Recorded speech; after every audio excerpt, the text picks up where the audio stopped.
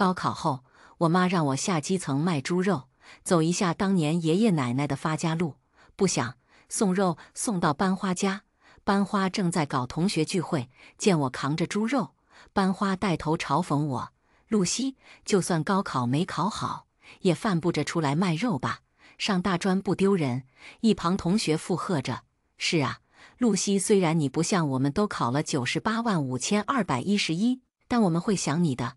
我看了看查分上显示的0，没和你们考在一个学校，我也很遗憾呐。哟，这不是我们班的露西吗？你怎么扛着猪肉啊？江角角见我捂着鼻子夹着声音，我淡淡的瞥了他一眼，还没开口，一旁的同学跟着起腔：露西，你高考该不会没考好吧？是打算不读了吗？没考好？露西这3年什么时候考好过？哪次上过400分？这次怕是连大专都上不了吧？话落，众人哄堂大笑，但我一点也不在意，因为我小时候学什么都太快太聪明，风头太盛，遭人嫉妒，在我喝的水里下过药，幸好当时抢救及时捡回了一条命。也是从那时起，我学会了隐藏自己的实力。见我不说话，江角角以为我自惭形秽，假好人道：行了，你们大家别笑了，露西考得低不丢人，只要你现在好好卖猪肉，没准你以后还能成为大老板。我们大学毕业后还要去你的公司的打工呢。同学们听懂了江角角的意思，跟着嘲讽：是啊，露西，你将来要是成了猪肉大王，可不要忘了我们呢。哈哈哈！想我陆氏集团，全球各国遍布产业，员工都是高精尖人才，就眼前这群乌合之众也想进。我实话实说道：别来沾边，你们档次不够。哈哈，说他胖，他还真喘上了。要我说，露西，你该不会看到角角和沐尘学长在一起，受不了刺激，一下子脑子坏掉了吧？此话一出，全场安静了。所有人都把目光聚焦在我身上，唯独我感到很茫然。江角角和谁在一起了？干我屁事啊！下一秒，江角角挽着一个叫沐尘的男生走到我面前，惺惺作态道：露西，你会祝福我们的吧？有病吧？我又不是你妈，问我要什么祝福？我忍不住爆了粗口：露西，你怎么能骂人呢？露西，你快给角角道歉！江角角还没开口，一群跟班就忍不住先指责我。高中3年，我低调行事，为的就是能平安度过。现如今高考都结束了，我没必要再忍了。你们都是江角角的狗吗？主人还没下令，自己就先吠上了。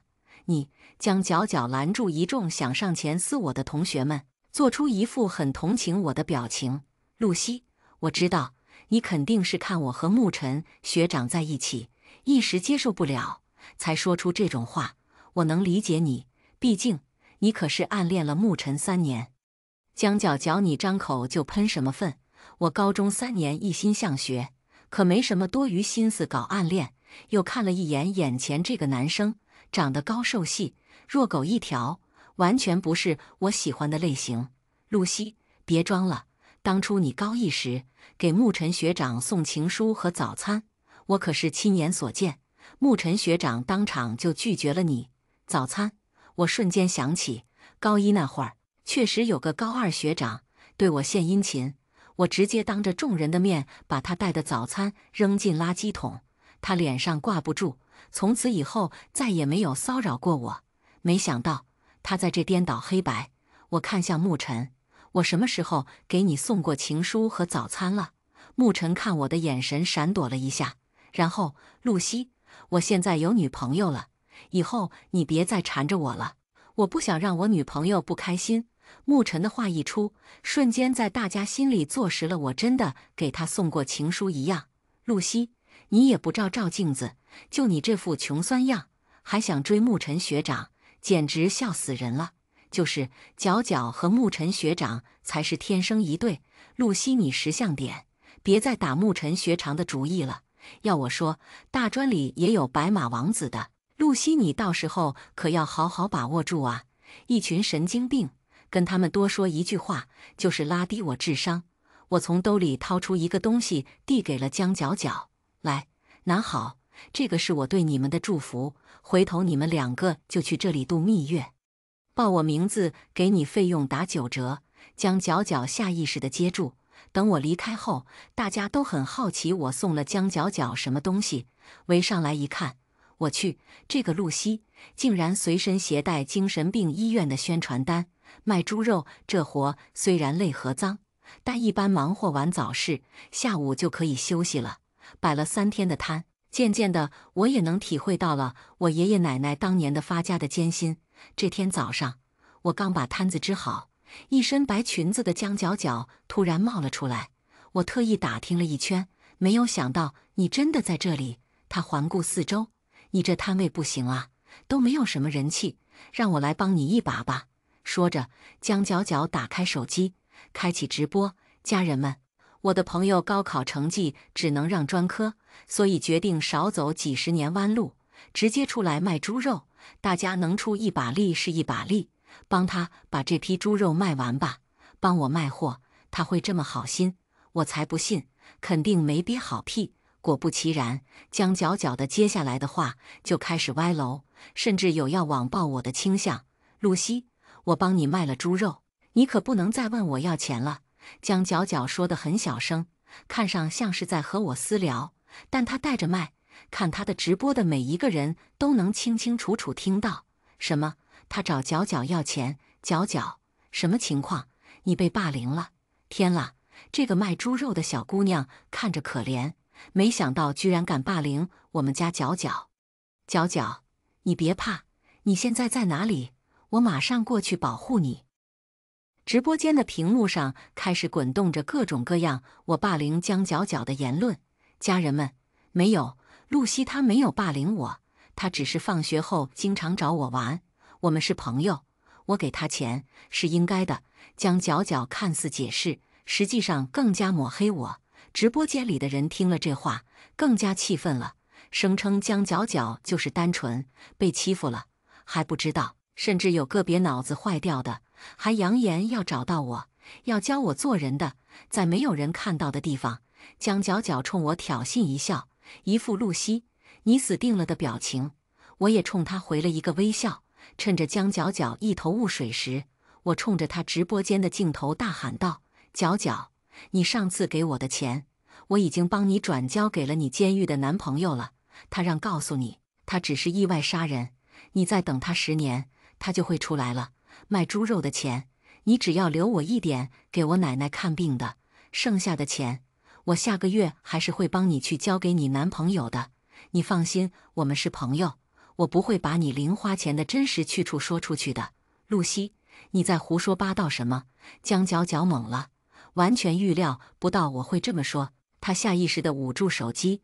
可这是直播，说什么大家都听得见，直播间的看客们也炸了。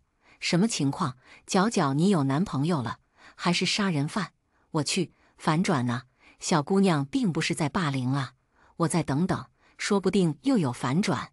我故作无辜地看向江角角。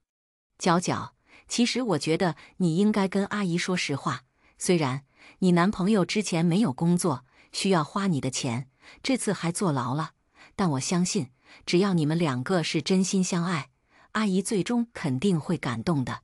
这样你每次也不用撒谎说是我拿走了你的钱。露西，你在乱说，信不信我撕烂你的嘴？江角角完全没有预料到我这么能胡说八道，气他露出了本来面目。直播间里的家人们听到江角角这么说话，纷纷大为震惊。天啦，刚才的话是角角小仙女说的吗？之前都是人设，这才是她本来面目啊！取关加1，眼看100万的粉丝瞬间脱粉了20万，江角角再也顾不上抹黑我，抱着手机一边离开，一边和直播间的家人们说道：家人们，你们听我解释。我目送着他离开，突然想到了一个卖猪肉的好办法，我也拿出手机开始注册某音账号，开启了直播。面对镜头，我酝酿了一下话术：家人们都看过来，这是我家的猪肉，纯天然绿色无污染新鲜猪肉，健康无公害，这种脊骨可以红烧清炖，拿来做酱骨头也不错。适合看电视时做消遣用的零食，吃火锅时可以放进去做底菜，边吃肉边涮菜，那滋味真叫一个绝。这种猪肉千万不要认为只能拿来炒，剁成碎肉做成馅料，隔壁家的小孩都馋哭了。这个排骨的做法就更多了，不仅可以做成椒盐排骨，还可以加上豆骨做成蒸排骨。评论区点个关注，解锁猪肉更多做法。我开始利落地分解猪肉，起初看的人少，但渐渐的，由于很多年轻人都不懂买猪肉，于是我被推上了科教热搜，一瞬间涨粉100万。这个暑假兼职做起来，我已经赚到了大学4年的学费。转眼到了高考查分报志愿这天，一大早我就被手机震动声吵醒。打开一看，就看见江角角又在班级群发烦人的消息。这次没有发挥好，居然只考了628分，只能上一个重本学校了。角女神真厉害，居然考了这么高，省排名能够达到前1000名了。这个分数，省内的重点大学随便挑吧。不愧是角女神，不仅人长得漂亮，家世好，连成绩都这么优秀。能和角女神做同学，我真是三生有幸。大家不要这么说，我这怎么能不算是一种天赋呢？角女神太谦虚了，不像某些人连天赋都没有，只能去菜市场卖猪肉。哈哈哈，没准人家的天赋就是卖猪肉呢。接着江角角发了一张图，是我的高考成绩，上面显示0分。2分钟后，他立马惊讶道：“不好意思，我发错了。我想私发给西西，没想到发到群里面了。”群里看见后，发出了激烈的嘲笑：“哈哈哈，露西居然考了0分，怕是用脚写也不至于才这么点分吧？这是完全不会做交的白卷吧？难怪出去卖猪肉，还挺有自知之明的。你们不要怎么说，没准人家以后能够当上大老板呢！哈哈哈，是养猪场的大老板吧？你们以后谁想养猪了，可以去找他。”看着群里的嘲笑，我微微一笑。我的高考成绩当然是0分，因为我早就保送北大了。进考场只是想感受考场的氛围。闺蜜在一旁看见群里的消息，替我愤愤不平道：“西西，这种事你能忍？这个江角角就是直播上的那个绿茶吧？考了628分，很了不起吗？连北大的录取分数线都达不到，居然好意思发出来！西西，把你的录取信息发出来，秀他们一脸。”我气定神闲地笑了笑，不着急。我打开语音：“江角角，你要实在没事干，就去找个班上，不要天天在群里闲着发疯。你是觉得自己考了600多分很得意吗？这么得意，怎么不去上星光大道啊？里面缺少你这个人才。你的哪根神经是不是搭错了？4医院那里还给你留着空位，记得早点入院纠正，别出来祸害别人了。我考多少分管你什么事？你脑子有泡还是手脚不利索了？别人的分数你插什么手？经过我的允许了吗？知道雨前龙井有多好喝吗？就是像你这样的。”群里的人被我对得哑口无言，江角角觉得脸上挂不住。良久后发了一条消息：“露西，我只是为了你好，你怎么不识好人心呢？”我冷笑一声：“你的小嘴开过光，上嘴唇下嘴唇一碰我就得感激涕零，这么好心，支援非洲的时候怎么没有见到你？”消息一发，立刻出现我被移出群聊的消息。我呵呵一笑：“玩不起别玩啊！”到了填志愿这天，一大早班上的同学就陆续的赶来了。看见我，江角角立刻走了上来，嘲笑道：“露西，你在这里干什么？今天我们是来填高考志愿的，可没有你什么事。你找错路了吧？这里不是菜市场，你的猪肉摊在那边。你脑子是瓦特了吧？考试你不行，现在连路你都找不到了。你说你还能干什么？”众人也跟着嘲讽起来：“哟，这不是露西吗？你来这里干什么？来看我们是怎么进名牌大学吗？你一个高考0分的人，好意思来吗？没有笑话看吗？哈哈哈！快听角女神的话，回去守着你的猪肉摊吧。没有猪肉摊，你的晚饭还没有着落呢。对呀，露西，你跟我们可不一样，你以后是要当猪肉店大老板的，哪像我们只能继续上大学，去过丰富多彩的校园生活，以后坐在高档的办公室里面，日复一日对着电脑做着枯燥乏味的工作。是啊，你快回去守着你的猪肉摊吧，这里哪是你这个大老板应该来的地方。我勾唇一笑，我当然是看你们是怎么勤勤恳恳地成为螺丝钉的，你们是怎么填的志愿，拿出来晒一下，要我把你们参谋一下，要是学得好的话，没准可以内推你们进我的公司。江角角嘲讽地笑道：“露西，你脸皮真厚，一个连大学都进不了的人，居然还妄想招聘我们这群大学生，就你那个臭猪肉摊，免费送给我们都嫌晦气，你还是自己守着吧。”其他人也讽刺道：“露西，青天白日的，你少做点梦好不好？我们可是大学生，怎么可能去做这种下贱事？这种下贱活也只可能是你这种高考0分的低等人去做了。”正在此时，校长走了进来，其他人说：“角角，校长来找你了，一定是你的分数惊动校长了，他亲自来帮你指导志愿。”江角角一脸娇羞道：“人家的分数也不是很高呢。”校长扫视一眼四周，露西同学是哪位？校长找露西干什么？肯定是他这次考了0分，太丢学校的脸了。校长过来问责，就是本校建立10年间，从来没有出过考0分的人，校长肯定嫌他给学校丢人，要把开除呢。我在这里，我站了出来，一瞬间，所有的视线都落在我身上，奚落、嘲笑、讥讽。校长将手中的录取通知书庄重地放到我手上：“露西同学，恭喜你考上北大。”江角角立刻站了出来：“校长，你老糊涂了吧？露西高考成绩是0分，怎么可能考上北大？”闺蜜站了出来：“江角角，你脑子有病吧？不知道还有保送吗？我们西西是通过数学竞赛保送的。”班主任欣慰地看着我：“露西，没有想到你平时成绩平平无奇，私下竟然参加了数学竞赛，还取得了这么好的名次，真是让人意外啊！”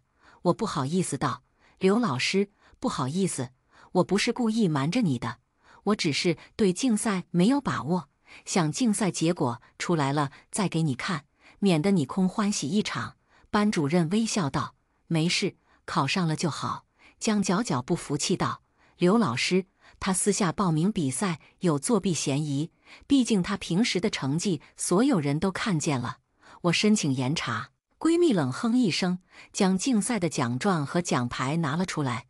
高2时期，露西同学就在竞赛做准备，每天晚上训练到晚上12点，早上5点就到教室，最后成功赢得了1等奖，被北大录取。我怎么没有听说过这些事？江角角仍然不愿意相信。你当自己是国家首长呢？啥都要向你汇报。闺蜜直接怒对道。校长看了一眼江角角，语气森冷：“江同学，你要是再继续污蔑其他同学，我将给予你记过处分。”我当着众人的面拆开邮件，露出里面的北大录取通知书。对不起了，同学们，我们以后不能在同一个学校了。说完，我和闺蜜转身离开这里，留下表情五彩纷呈的众人。班里组织高考宴会，在本市的如月酒店举行。巧了不是，这正是我家旗下的酒店。我到的时候，班里的同学已经陆陆续续来齐了。看见我时，表情有些不自然。哟，这不是我们班的大学霸吗？考上北大就这么了不起吗？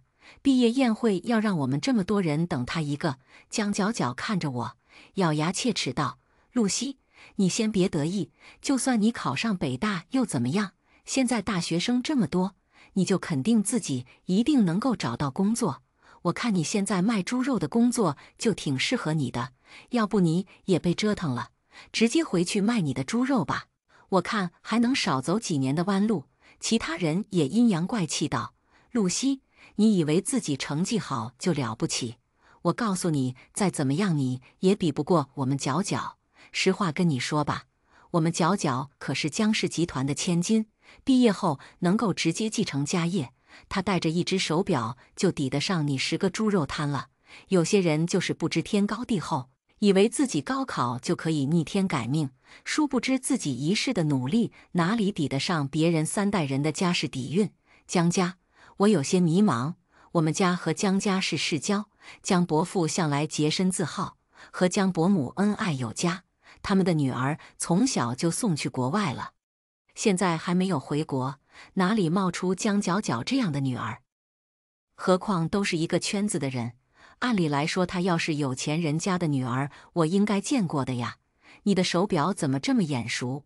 我看着江角角的手表说，乡下人就是没有见识，这是百达翡丽的大师定制款，需要在店里面销售满500万才能拥有购买权。旁边的人讥讽道，百达翡丽大师定制款的手表内部有专门的编号，就是为了防止别人盗仿。你这只手表上面有吗？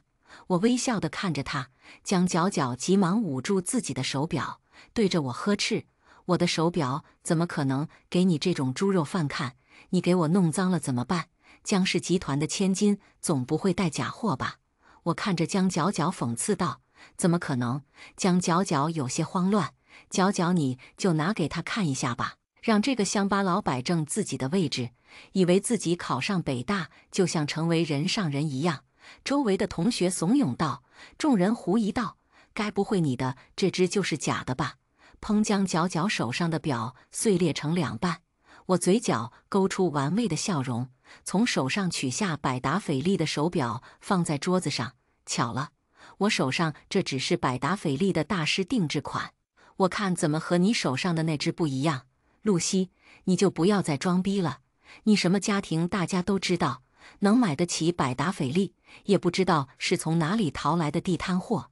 不，这只手表是真的，我家是做珠宝鉴定师，从小就耳濡目染，这只的做工品质均是上乘，不可能有假。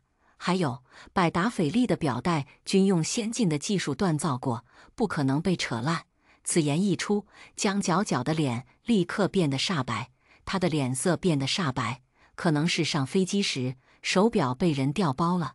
看着江角角仍然死鸭子嘴硬，我拨通一个电话，喂，江伯伯，是这样的。接着，饭店大堂的电视立刻亮了起来，江云天出现在屏幕中。最近有人冒充江氏集团的千金，在外面招摇撞骗，请大家提高警惕。本人却有一女，从小在国外读书，一直未回国。凡在本国范围内说自己是江家女儿的，均为骗子，欢迎大家举报。凡是举报者，赏金100万。众人不敢置信地望向江角角，角角，这是怎么回事？你不是说你是江氏集团的千金吗？江角角转身对着众人愤怒道：“我什么时候说过自己是江氏集团的千金？不都是你们自己脑补的吗？你经常说自己的父亲是本市的大老板，每次报纸上说江总在哪个地方出差，你总会给我们分享哪里的食物，说是自己的父亲带的。原来你一直在利用我们，马德，是我们自己眼瞎，被人当工具利用。”众人把自己平时收了江角角的礼物都扔在地上，江角角脸上血色全无，但仍然保持骄傲，转头看向我，露西，你现在满意了？不都是你自己自作自受吗？我瞥向江角角，3年来我自问没有和他接触过，不知道他哪里对我来的这么大的恶意。江角角对我咆哮道：“你仗着自己长得漂亮，不用努力就可以收获大家的喜欢，而我呢，需要不断给这群吸血虫送东西，才能得到他们的拥护。就连沐尘，酒醉后喊的也是你的名字。凭什么？凭什么你什么都不用干就可以轻松获得一切？”我走向他，看着面色狰狞的江角角，摇了摇头。你觉得长得漂亮就能获得大家的喜欢？那你没有看见我长得漂亮遭受的恶意呢？被人在背后诋毁、造黄谣，明明是觉得别人的表白，却被传成脚踏几只船；对男同学明明只是友好的笑了一下，却被传成勾引别人。你只见到我好的一面，怎么没有我被人泼脏水的时候？江角角眼中全是嫉恨，已经听不进去任何一句话。他向我扑了过来，贱人，我要杀了你！旁边的保镖立马上前架住江角角。我吩咐道：“把他丢出去。江角角被保镖架了出去。贱人，露西，你这个贱人，我不会放过你的。第二天，我照常在自己的猪肉摊边卖猪肉。江角角猩红着一双眼睛走了过来。露西，我不会让你好过的。说着，他从背后掏出一把刀，向我劈过来。我立刻往旁边开始躲闪。他的刀立刻在旁边的柱子上留下一道很深的砍痕，手上不小心留下一道伤口。我看着江角角，暗道：江角角看来是真的动了杀心。我必须想办法。一道劲风袭来，我立刻躲一旁。幸好这些天切割猪肉让我的身体灵活了不少。看见江角角猛烈的攻势，这么下去可不行。我力气耗尽，迟早会被他杀死。余光瞥向一旁的沙土，有了！我一个滑铲抓起一把沙土，撒到他的脸上。江角角立刻尖叫道：“我的眼睛！”我立刻起身，把他踢倒在地，同时将旁边的砍刀踢到一旁，同时拿出手机拨打了报警电话。警察很快赶到，将江娇娇逮捕起来。你们放开我，我一定不会让那个贱人好过的。江娇娇回头朝我放着狠话。我笑了笑，现在自身都难保了，还想让我好看？做梦吧！那天的事，学校的领导都看见了。因为学籍还没有转出去，江角角仍然算学校的学生。校领导商议后，觉得这件事的影响恶劣，所以决定开除江角角的学籍。X 大的招生组在第一时间收到消息后，立刻决定撤回对江角角的录取。警察局以故意杀人罪判处他20年有期徒刑。我出门摆摊做生意的这天，被突然出现的牧尘拦住去路。露西，我求求你，你去警察局写个谅解书，放过角角吧。牧尘跪在地上，哭着求我。他已经受到教训了，被学校开除，现在连大学都上不了了。你就当行行好吧。千错万错都是我的错，是我不该对角角说你暗恋我。当初那封情书是别人写给我的，没想到加错了，加到了你的作业本里，怪我嘴贱，对外面说是你写给我的。对不起，角角都是因为我才针对你的，你有什么气都冲我来，你放过他好不好？我俯视着牧尘，嘲讽道：要是对不起有用的话，还要警察做什么？又不是我让他针对我的，这一切都是他自作自受。牧尘抹掉眼角的泪水，角角家有个酒鬼爹，每天喝醉后就会对着他拳打脚踢，他只是不想别人看不起他，所以才装作自己很有钱的样子。他每天晚上都要打工到深夜，才能买起一条名牌裙子。为了请班里的同学吃东西，他要几个星期不吃饭才能省下一笔钱。现在他的胃病很严重了，已经活不了几天了。你就当行行好，救救他吧。我冷漠地看着跪在地上的牧尘，你跟我说这些有什么用？你有本事跟警察去说呀。更何况他自己可怜，是伤害别人的理由吗？照你这样说，我们以后杀了人，直接卖惨说自己身世凄惨的就可以了。牧尘被哽了一下，我不是这个意思，我瞪着他，我看你就是这个意思，快点滚，别挡在我面前，不然别怪我不客气。见状，牧尘直接抱住我的腿。露西，我求你了，听不懂人话是吧？我一脚踢在他身上，狠狠踹了几脚。露西，你会遭报应的。后面响起牧尘的咒骂声。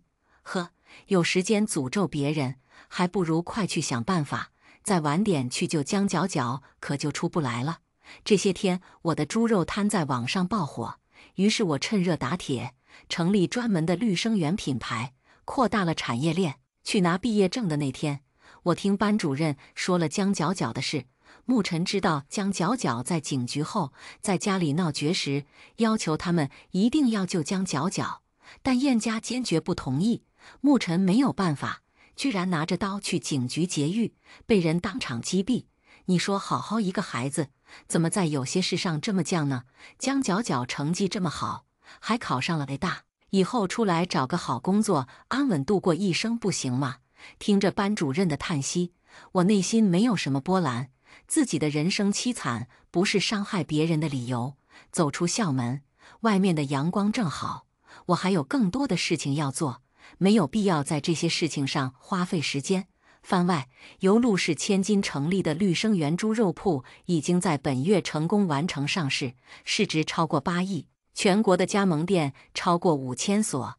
经过4年的扩张，绿生源猪肉铺已经成功在全国范围内打响名声。接下来，我准备进军国外的市场。抿了一口咖啡，我一边听着刘总监汇报工作，一打开手机，翻着上面的消息。嘻嘻，我是李媛，你的高中同学，你还记得吗？露西，我是钱丽，我从北大毕业了，这是我的简历。露西，我是林海，不知道你还有印象吗？贵公司还缺人吗？露西，我是赵如，最近有时间吗？好久没有见面了，什么时候约一下？看着上面的消息，我看得直乐呵。刘总监奇怪地看了我一眼，没事，你继续说。我只是想起一个笑话。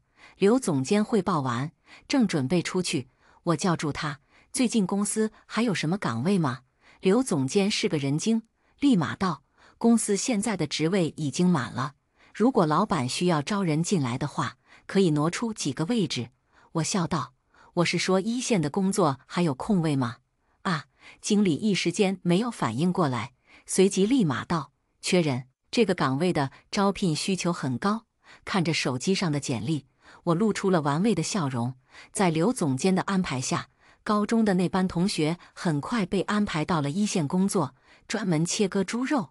看着手忙脚乱处理猪肉的同学，我咳嗽一声。他们看见我，立刻眼冒怒火：“露西，你是不是故意的？我们可是高材生，你怎么能让我们出来卖猪肉呢？”旁边的秘书道：“名牌大学怎么了？我们陆总可是北大的高材生，当初不一样是从卖猪肉发家的吗？这个位置可不是对一般人开放。陆总看你们是高中同学的份上，才特意让你们来这里卖猪肉。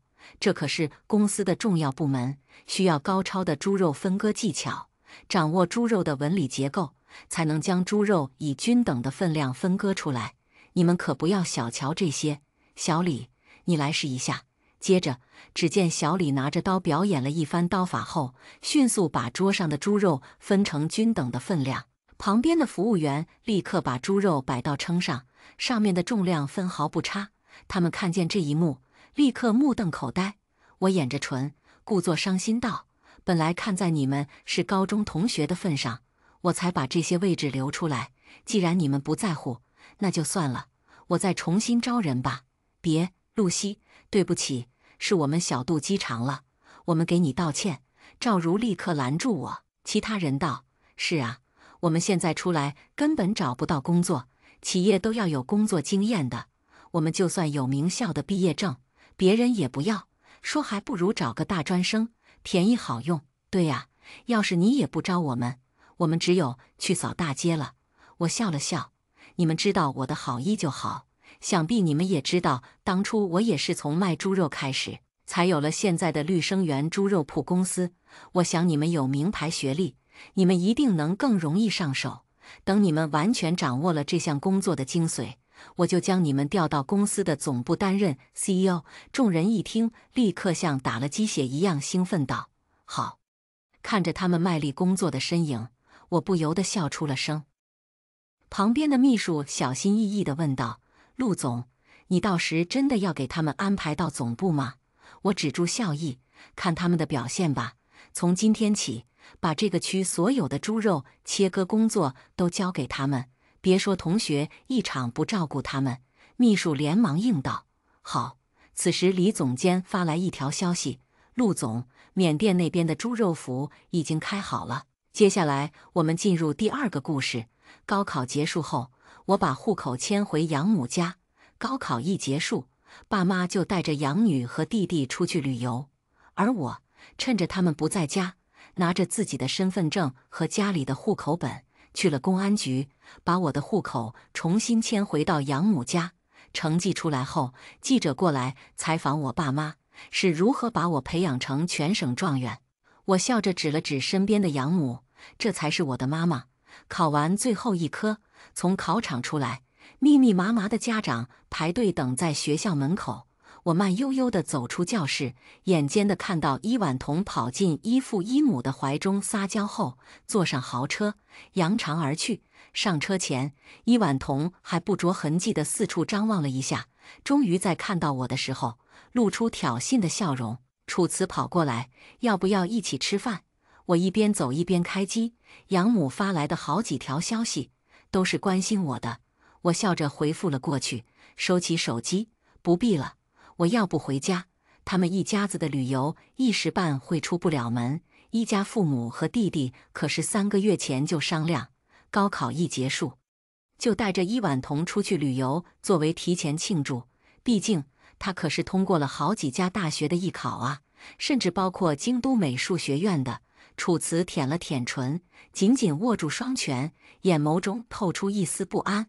好吧，女战士，你还记得答应过我什么吧？我脸色有些微红，天太热了。知道了，男朋友，高中不早恋，我答应过他，高考结束就答应做他女朋友。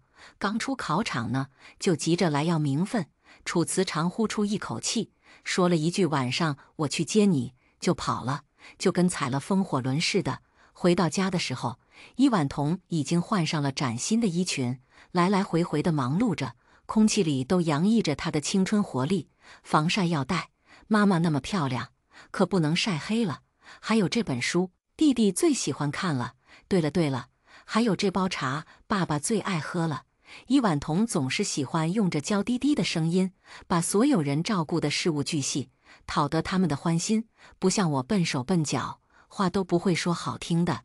秋云，你回来了，考得怎么样？毫无意外，第一眼看见我的还是伊婉彤。本来热闹的氛围，因为我的出现瞬间变得冷清。他常年吊车尾的成绩有什么好问的？都是学渣。伊雨辰这个常年倒数名，在我这个常年倒数第一面前，总有优越感。虽然他是初中部，我是高中部，我们不在家这段时间，你好好在家待着，有空多看看英语。出国的事我已经在安排了，等着出去读个大学，混个文凭，回来还能给你安排个好人家。依父语气不容置疑。秋云啊，你争点气呀，好歹是我的女儿，别什么事都做不成。姨母也势利的恨铁不成钢。知道了，我没有任何情绪的站在原地，听着他们的数落。我们晚上的飞机，你这段时间不要在外面惹是生非，给我丢脸。依父道，玩得开心。我平静地送上祝福，但很显然，他们特别看不惯我一副油盐不进的样子。在他们看来，我这是自甘堕落，自暴自弃。我会让管家监督你，你最近也不要出门了，就凭你的成绩，出去也是给我丢脸。知道了。依父不管说什么，我都低头应着，喋喋不休，一直说到他们不得不出门，才冷哼了一声。为期1个月的旅游，希望他们能玩得开心，尤其是在高考成绩出来后，他们离开后，管家趾高气昂地看着我。明天我会联系英语老师来给你补习，你不要乱跑。我冷冷地看着他一眼，没有说话，转身回房。管家似乎被我冰冷的眼神吓到了，在我关上房间之后，又在大厅里骂骂咧咧。我拿出双肩包，开始准备行李。户口本我昨天就偷偷拿到了。收拾行李的时候，除了当时来一家时带的一个笔记本和水杯，还有银行卡，其他的我都没带。这个房间的每一件东西都带着这一家人的气味，让我无端的讨厌。可就这么离开，我又有些不甘心。虽说这3年我是因为拿了钱所以演戏，但也确实受了不少委屈。想了想，我动手把所有能砸的东西都砸了，衣服包包什么的，我用刀片割破了。半个小时后，屋子里一片狼藉，这样看着舒服多了。然后我心情舒畅的背着我廉价的双肩包离开，看着心情很好呀。刚踏出小区门口，就看见一个人穿着一身黑色机车装，做作地靠在一辆哈雷车上，而那辆哈雷车粉嫩粉嫩的，硬是憋出了内伤。我才没有笑出来。你这是？我爸说女孩子都喜欢酷酷的男生，我妈说女孩子都喜欢粉色的泡泡，我觉得他们说的都对，不忍心伤害一个陷入初恋的无脑男的忐忑眼神，我就叉举双手双脚赞同，他们说的都对，你这样我很喜欢，坚决不承认是内心的小恶魔在作怪。要去哪儿？楚辞红了脸，眼睛亮晶晶，先找个酒店吧，明天我去趟派出所，办完户口迁移就直接去火车站。我想回趟 A 市，3年没有回 A 市的家了。和养母的视频，这3年来也是偷偷摸摸，现在重获自由，我恨不得长双翅膀飞回去。要是有多了梦的任意门，一下子穿过去就好了。第2天去派出所办户口迁移，因为材料提前都准备好了，所以很顺利。剩下的就等着通知了。我让楚辞送我去火车站，他闷闷不乐，明明不乐意，还要装得很懂事。去几天，刚确认恋爱关系，不到1个星期就要分隔两地。楚辞拿过我的双肩包，放在摩托车前面的框里，低着头角一下一下踢着地上的石头。要不要和我一起去？鬼使神差地邀请了他。话说出口，我连自己都惊讶了，但好像也不后悔。楚辞一副得逞又得意的表情，生怕我反悔。楚辞带着我跨上粉色的哈雷，握着我的手，紧紧搂住他的腰，嗖的一声启动，直奔火车站。昨天夜色有些黑了，路人看不清，现在是白天，粉色加黑色的搭配，一路上引了不少人侧目。我把脸埋在楚辞的后背，这时才觉得丢脸。幸好都戴着头盔，幸好哈雷车速度够快。回到一市，养母很开心。当初我被逼着回到一家，养母又替我开心，又感到愧疚。我一直告诉她我过得很好，但毕竟是她养了10几年的孩子，一下子就识破了我的谎言，却只能替我干着急。在知道我要把户口迁回去的时候，养母开心得像个孩子。从一家出来的时候，我就已经把手机关机了，并且去重新办了个手机号。所以我并不知道管家在第2天没找到我，就给姨父告了状。他转头打我的电话，又是无人接听，就更加生气了。姨父4人在外面游玩，因为我的叛逆，也游玩得并不顺心，总觉得心里添了堵。在楚辞的帮助下，本来需要1个星期的户口迁移，2天内就完成了。我就踏踏实实的在 A 市陪着养母，一直到高考成绩出来，可以查成绩的那一天，我和楚辞一大早的就去爬山了，一直到晚上回家才想起来要查成绩，输入身份证号，登录查询，总分712分。查到成绩的时候，楚辞就在我身边，先看了一眼手机，又一脸古怪地看着我。怎么了？刚刚学校通知，咱们省的省状元总分712分。哦，是吗？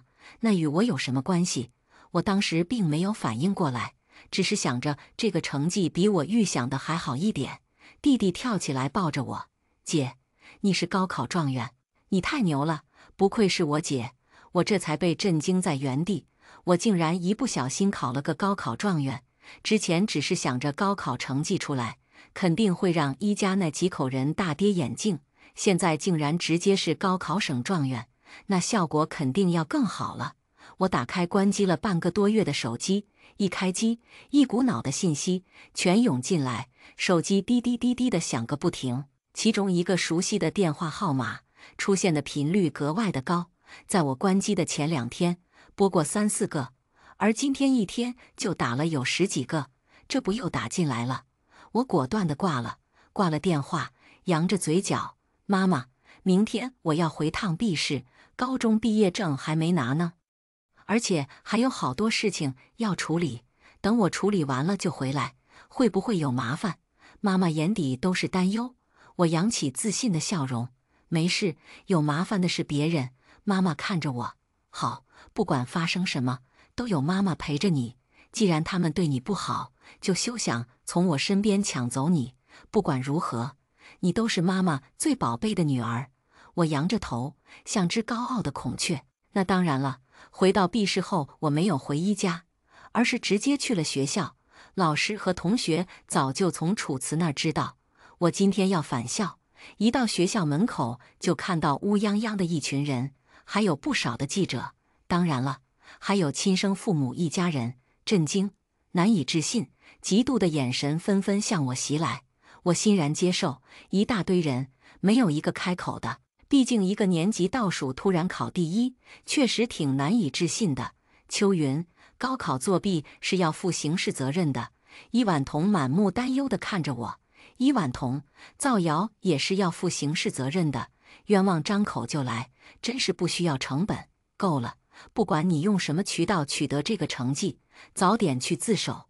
依附张口就给我定了罪，本来还想私下解决这件事情来着。既然这样，我也不用给他们留什么面子了，凡事都要讲证据，无凭无据就冤枉我高考作弊，我是得多厉害呀？能靠作弊拿第一，不就是我高中成绩差了点吗？怎么就认定了我高考就不能考好了呢？我似笑非笑地看着依附一家人。这时有个记者模样的人拿着话筒，请问你是怎么做到从倒数第一到省状元呢？能分享一下你的学习心得吗？当然，心得就是平时要多用功，不能临时抱佛脚。至于我高中在学校的成绩，那是因为有人觉得我不配有好成绩，所以我每次都故意答错呀。如果你们不相信的话，可以去查一下我以前的卷子，选择题答案我都是正确选项+1，多选题我都是选的错误答案。至于其他题嘛，我都是只答一题，剩下的只写结果不写过程。老师们，像期末考试的卷子，学校应该都有备案吧？你们要是怀疑，可以去查查哦。当我这话说出来的时候，所有人都像被雷劈了一样，惊得说不出话来。直到有一个人大喊：“我想起来了，你不是以前是初中物理竞赛的第名吗？我初二的时候曾经参加过，当时是举行的物理竞赛。因为这个优异的名次，我被保送到是重点高中。结果后来因为种种原因来到了 B 市，学校领导看这场面太乱，而且有媒体要求去考古我的卷子，他们就顺势把人带去了会议室，依附要带我回他们家。我拒绝了，恳请老师安排了一个学校的空教室，我让楚辞在门口等着我，然后和依附一家人坐在空教室里。你成绩这么好，这3年你都是故意的，故意给我们家丢脸是吧？依附一如既往的喜欢倒打一耙。转学后第一次物理模拟考，我考了全班第3。你们觉得我作弊？我说我没有，你们不信。伊婉彤添油加醋地说考试的时候第1名就在我前面，你们更加坚信了，我一定是作弊得的第3。伊婉彤站在父亲身后，一脸委屈，泪水在红红的眼眶里打转。伊婉彤非常懂得他的优点，每每这个时候，只要他露出这个表情，所有人都会觉得是别人错了，他是被冤枉的。我见犹怜啊，就像现在，伊雨辰冲着我大吼：“姐姐又没指名道姓，明明是你做贼心虚。”我轻笑了一声，上前逼近他：“你忘了吗？当时嚷嚷着我作弊，最大声的就是你呀！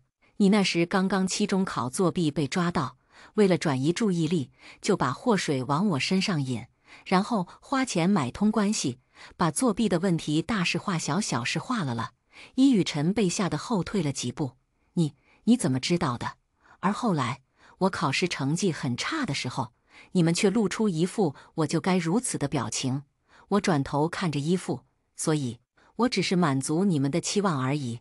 父亲黑着脸压着怒意吼了一句：“够了，过去的事情就让它过去吧。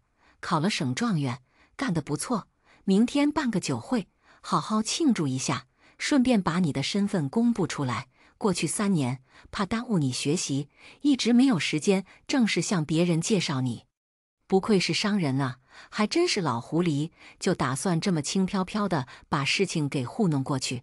你这个成绩，国内所有的学校都能去，重点还是得找个好专业，将来才能找到门当户对。”本来还保持着稳重，说着说着，脸上越来越绷不住，挂着得意和算计的笑容。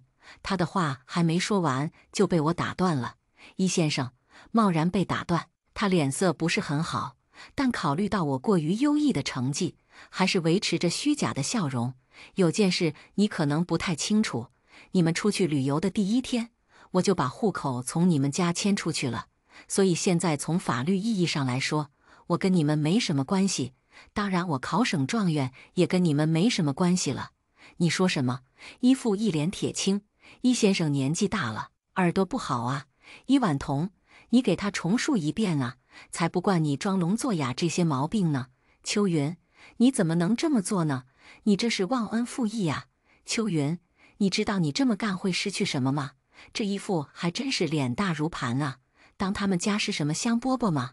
失去，要不是因为你们逼着我回依家，我需要跟我的妈妈分隔两地3年吗？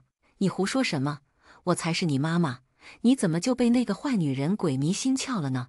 我可以接受他们言语侮辱我，反正我也不放在心上，但我不能接受他们骂我妈妈是坏女人。闭嘴！你凭什么说我妈妈？你没养过我，教过我，只会瞧不起我，你有什么资格当我妈妈？我的语气太过激烈，姨母不敢相信，我为了别的女人冲她吼，一脸破碎感。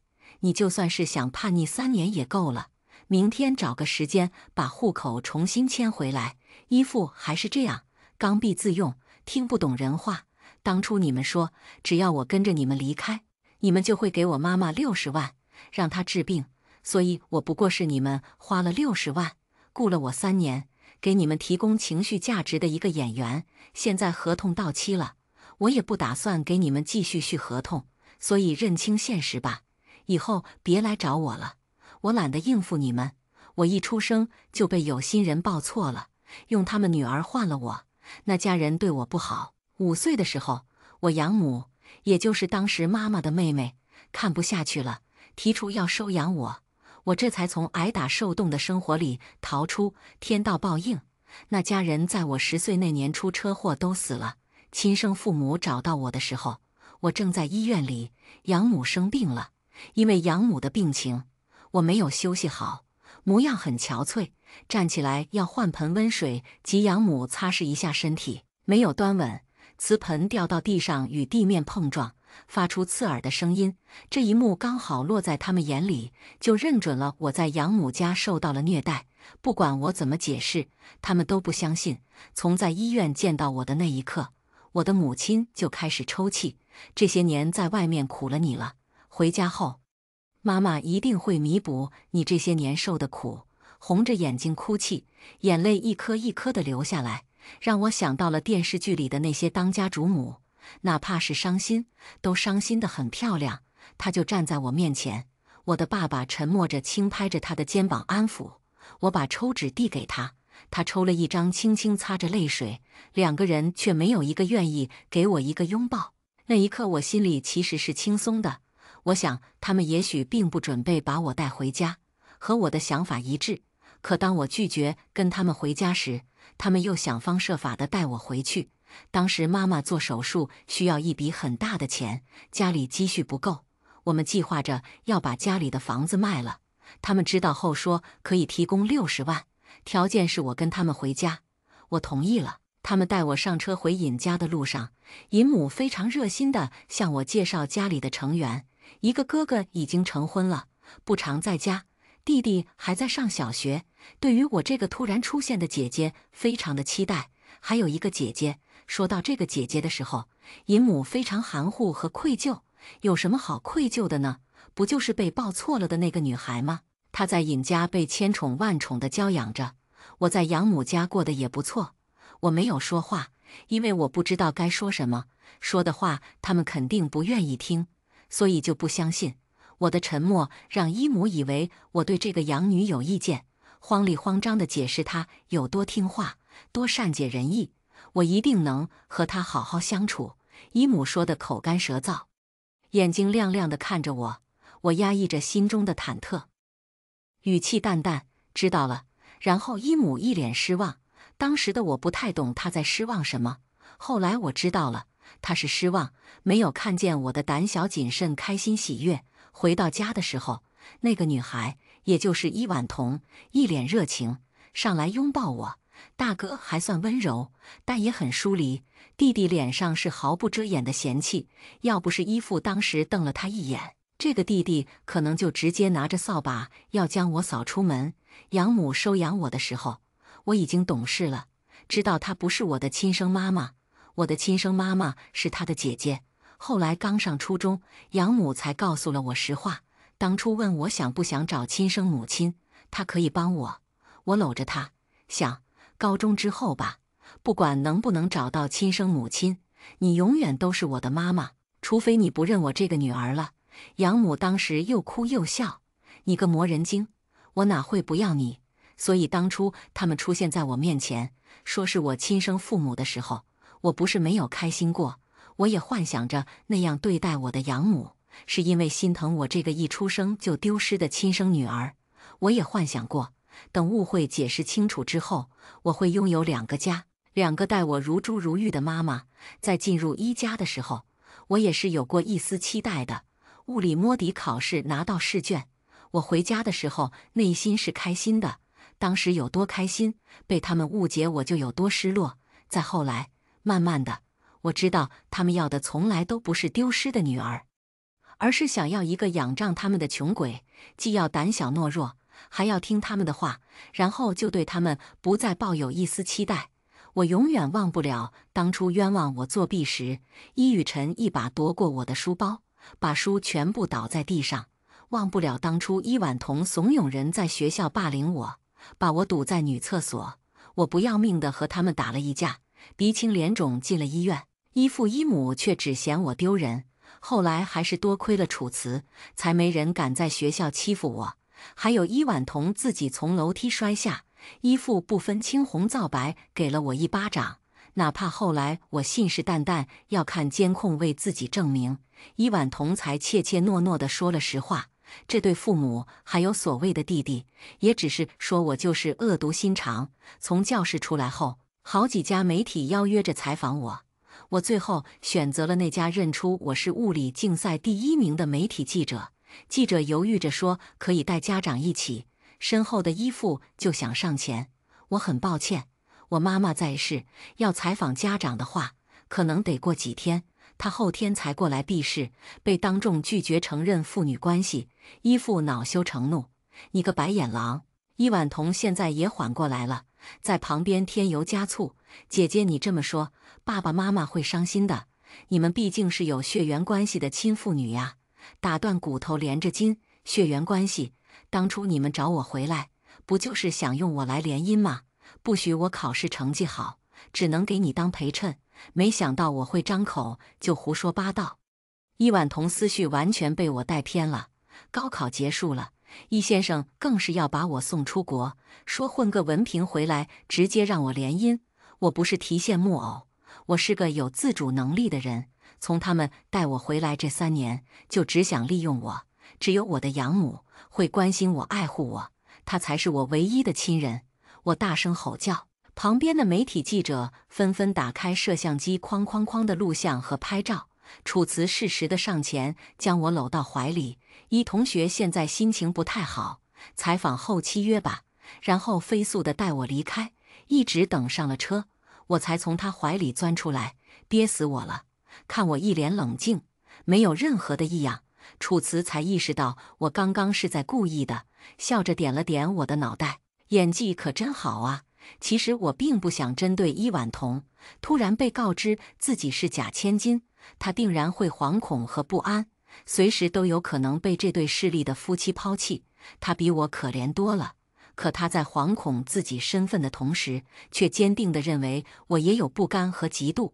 若仅仅是不遗余力地向我展示和炫耀她的富贵生活，也就罢了。可她无时无刻不想着找我的麻烦，栽赃陷害我，抹黑我，甚至想要伤害我，这我是绝对不能容忍的。所以前脚伊婉彤冤枉我高考作弊，后脚他就被爆出参加京都美术学院的艺考中作弊，证据确凿。哪怕文化课成绩已经过了，哪怕他艺考过了好几家很厉害的院校，都没有一家敢录取他。听说为了压下这件丑闻，依父花了不少钱，但收效甚微。这算是应了依父经常挂在嘴边的那句话：丢脸。依父那么爱面子的一个人，接二连三的被亲生女儿和养女丢了脸面。我以为他一时半会儿不会再出门了，和我远远低估了他脸皮的厚度和作为商人能屈能伸的优点。他不知道从哪里知道了，我跟楚辞正在交往，竟然再次出现在我面前，也不怕丢脸了，还一脸欣慰。要论富豪，楚辞家比一家富豪多了。看样子他也知道了，高中我和楚辞关系还不错，只不过因为伊婉彤的刻意隐瞒，他一直不知道。要不是楚辞在高中一直护着我，没人敢在学校光明正大的霸凌我。尹家这3年不可能过得这么风平浪静，早被我搅得天翻地覆了。依父挂着假笑：楚辞是吧？以前参加过楚氏的年会，那时候你才初中，转眼这么大了，有空和秋云来家里吃饭呢。楚辞也知道我有多么讨厌这一家子，说话丝毫不留情面。上个周我已经跟云云回过家了，陆妈妈做饭挺好吃的。说完拉着我上了那辆粉粉的哈雷，咔嚓一声帮我戴上安全帽，完全没看依父咬牙切齿的样子，扬尘而去，只留给他带着机油味的汽油尾气。第二天，依父又出现在我面前，楚辞不在，他斟酌着开口：过去确实是我忽略了你们，可你真以为离开了一家你就能过好？别的不说，楚辞家是什么家庭？你养母家也就勉强算得上社会中层，你以为这样的身份能进得了楚辞家？你还没经历过社会的毒打，社会是很现实的，就算是为了你未来的幸福，也不应该和我们闹得这么僵，一而再再而三地找上门，防不胜防。想着楚辞昨天跟我说的话，决定釜底抽薪。听说一是最近生意上遇到了困难，你说要是我现在的社会影响力，找个记者说点什么，公司会怎么样？要不然的话，我在楚辞耳边吹吹枕边风，也不知道对你公司会不会有影响。至于这影响是好的还是坏的，不言而喻。伊先生，别再来找我了，我想做的只是和你们撇清关系，但你要是再继续来找我，那我就不一定会不会落井下石了。依父见软的不行就来硬的，婉彤说她本来没想作弊，是你怂恿她的。楚辞要知道你是这么恶毒的一个人，你们还会有后续吗？不错，当初我是似有似无的和伊婉彤提到过可以尝试贿赂的事情。我比任何人都清楚伊婉彤有多么想上京都美术学院，可这件事我怎么会承认呢？伊先生，你在说什么呢？凡事要讲究证据啊！明明是伊婉彤自己动了歪心思，却刚好被经过的风华记者看到拍了下来。风华是楚辞家旗下的一个公司，不管怎么说，我都是感谢你们的。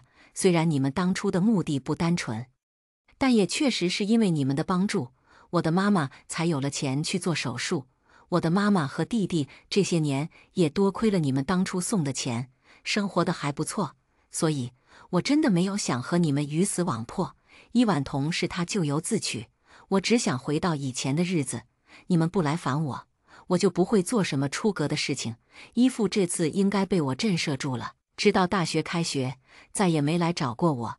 楚辞通知我返校拿毕业证，校领导希望我拍张照放在学校公告栏里，优秀学生那一列，我没有拒绝。拍照的时候，平时不熟的不认识的同学都纷纷上来和我合照。伊婉彤也在一旁阴森地看着我，几天不见，面容憔悴了许多。我冲着她露出我洁白的8颗牙齿：你现在满意了？伊秋云毁了我，你开心了？这个模样的伊婉彤真可怜。我为什么要开心？别把自己太当回事。说白了，你是死是活，与我有什么关系？值得我开心或不开心？你现在经历的这些，不过是你自己亲手造成的。你那么聪明，不会不懂，可若想强行栽赃到我头上，也要看你有没有那本事。毕竟，你的黑历史，我比任何人都清楚啊！伊婉彤被我吓得连连后退。我看了看时间，快周5了，我还约了妈妈和弟弟一起去吃好吃的庆祝，拒绝了校领导的邀请。我和楚辞拿着毕业证一起离开，快走到校门口的时候，看见妈妈和弟弟站在烈日下交谈着，我加快步伐走上去，语带责备：“大热天的，不是让你们去饭店等我吗？出来也不知道打把伞，那边就有树荫，你们怎么不去树荫下站着等我呀？”妈妈打趣看了我和楚辞一眼，平日里还说我啰嗦，你现在怎么和我一样啰嗦？弟弟也在一边抱着头，完了完了完了！以前只有妈妈碎碎念，以后妈妈和姐姐都要碎碎念了。Double kill！ 我笑着打了他一下，准备打车离开。姐，我一回头，伊雨辰站在身后，我被吓了一跳，我听错了，他刚刚喊我什么？他被夺舍了。伊雨辰眼底黯然失落，爸妈想和你吃顿饭。我翻了个白眼儿，不必了，我挺忙的，以后你们都别来找我了，我们就桥归桥路归路的就行了，别相互膈应了。伊雨辰看着伊秋云，毫不犹豫转身，带着他的养母和弟弟笑着离开，心里特别难受。伊秋云从来不接他们的电话，即使换着号码打，他一接听到是他们的声音就立即挂断。爸妈本来想来学校亲自堵他，但又怕这么多人面前被拒绝丢脸。伊雨辰不知道出于什么心理，自告奋勇前来。在看到他和他那个养弟有说有笑的时候，他极度的发狂。3年来，他从来没有用那样宠溺的表情看他一眼，每次看他，他的眼神都毫无波澜，像是看一块木头。不管他说多么恶劣的话，他也从来不给反应。伊雨辰想冲上去问，明明他才是亲弟弟，同父同母的亲弟弟，为什么要对一个没有任何血缘关系的人比对他还要好？可伊雨辰又清楚地知道，他没有任何嫉妒的立场。上了大学之后，伊父确实没有再来找过我。听楚辞说，伊婉彤被他们送出国了，走了当年他们给我规划的路，出去混个文凭，4年之后回国就进行联姻。3年后，弟弟参加高考，巧的是高考成绩出来，弟弟也是省状元。媒体人纷纷采访弟弟，调查的时候发现，3年前他的姐姐，也就是我，竟然也是省状元。不少人翻出3年前的新闻，网上纷纷夸赞妈妈教育有方，同时指责我的亲生父母。好笑的是，一家前2年经济不太好，今年刚刚有点恢复的状态。网上这一波浪潮过来，又丢了2个合作商，公司只能继续苟延残喘。本来以为这辈子不会再跟他们见面了，没想到依父又出现了。他们不知道从哪里打听到，我跟李教授关系很好，希望让我给他们和李教授牵线，把刚刚研发的一个成果卖给他们。不管你认不认，我们都是你的家人，打断骨头连着筋的，你就顺手帮个忙，又不用你做什么，因为待会儿还要回实验室。我就在学校的一个小亭子里，身穿定制西装的大老板和朴素的石头凳子，还真是格格不入。我挥了挥手，把眼前的虫子拍走。伊先生，你可知道有别家比你们更有钱还更有礼貌的人，想要我老师手里的研究成果都没成功。我眼中透露出鄙视，就你们要钱没钱，要礼数没礼数，见我老师一面都不配，还妄图想要我老师手里的成果。秋云，你别忘了，你能有今天，也是因为有这么优秀的基因，而这基因是我们提供的。要不然，你以为你能考上省状元，进得了这大学，得到李教授的赏识，这人还真是一贯的爱给自己脸上贴金。基因真是天大的笑话，你可别给自己脸上贴金了。我的优秀跟你们一点关系都没有。要说基因吧，伊宇川当时学习成绩算优异，也算不上顶好。伊宇辰学习就是个废物。要是抛开基因说教养吧，看看伊婉彤被你们养成什么了，只会作弊。而我和弟弟学习成绩，从小就是名列前茅，不管是比基因还是比教养，我的优秀只和养母有关。不过有一点，我倒是和你们一家人很像的，生性凉薄。看着亲生父母这样，我竟然无动于衷。这份凉薄估计就是基因里带的吧。我不明白你们为什么还要来找我， 3年前我就说了，不要妄想从我身上得到任何的利益，我不欠你们什么。我站起来拍了身上的尘土。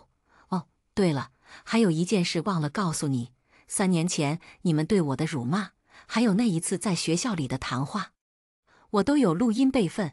我这人吧，向来信奉有备无患，所以不要企图通过其他手段用亲情绑架我，要不然倒霉的还是你们哦。在他不可置信的眼光中，我缓缓离去。